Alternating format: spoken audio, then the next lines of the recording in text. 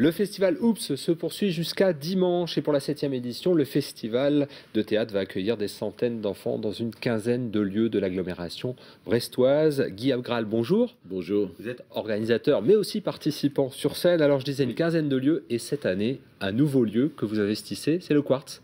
Oui, la nouvelle direction du Quartz a compris notre démarche qui était d'amener les spectacles professionnels dans les quartiers brestois et aussi de favoriser la venue de jeunes, pas seulement jeunes, mais enfin surtout des jeunes, des quartiers à la scène nationale. Et maintenant, nous travaillons de concert main dans la main et c'est intéressant. On devrait être aux alentours de 500 à 600 jeunes à venir au Quartz. Bon, c'est complet ce mercredi, il reste de la place pour jeudi. Il reste de la place pour jeudi soir. C'est complet mercredi après-midi, jeudi après-midi, mais jeudi soir, il en reste un petit peu.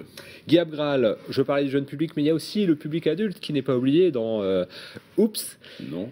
Et donc, ce mercredi, vous serez sur scène pour une proposition plutôt adulte au Vauban. C'est ça, c'est une adaptation qu'a faite Christopher Björström d'un bouquin, de deux bouquins d'ailleurs, de Sture Dahlström, puisque les Suédois sont à la mode en ce moment avec Millennium, entre autres.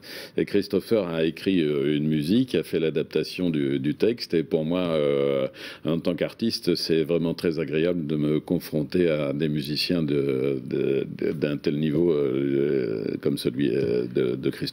Voilà, ce concert lecture. Alors, il ne veut pas qu'on l'appelle lecture, mais c'est plutôt de la parole vivante. C'est la proposition de Richard Bohringer. C'est un peu votre tête d'affiche. Ce sera samedi. C'est notre tête d'affiche, en effet. Mais je suis navré, mais c'est complet. C'est complet depuis. On va quand même l'écouter parce que le titre de cette représentation s'appelle « Ne traîne pas trop sous la pluie ». Explication avec l'auteur lui-même. C'est une phrase qu'on dit à un pote qui a du malheur et qu'on a au bout du fil. Et voilà, c'est assez clair quand même comme démarche. Traîne pas trop sous la plume, en fait. Prends pas tout sur la tête, quoi, c'est tout. C'est découvrir l'autre, oui. C'est en tous les cas lui donner la certitude que je l'ai identifié et que je tiens à lui comme à moi, quoi. Je les emmène dans la vie, et puis je les emmène en Afrique, je les emmène à Cuba, je les emmène dans des peuples qui m'ont beaucoup donné, quoi, qui je dois beaucoup, quoi. Ces morceaux de tous les livres que j'ai écrits qui font un long voyage sur scène, voilà. Voilà, Richard Bohringer, rappelons que Ne traîne pas trop sous la pluie ou Traîne pas trop sous la pluie est le titre de ses livres parus en 2010. Alors, des autres spectacles, il y en a plein. Combien en tout de propositions ? Je ne sais plus, 12, 14, 12 spectacles dans 14 lieux différents. Voilà. C'est jusqu'à dimanche et vous serez... dimanche à Pénarcréache où c'est aussi complet.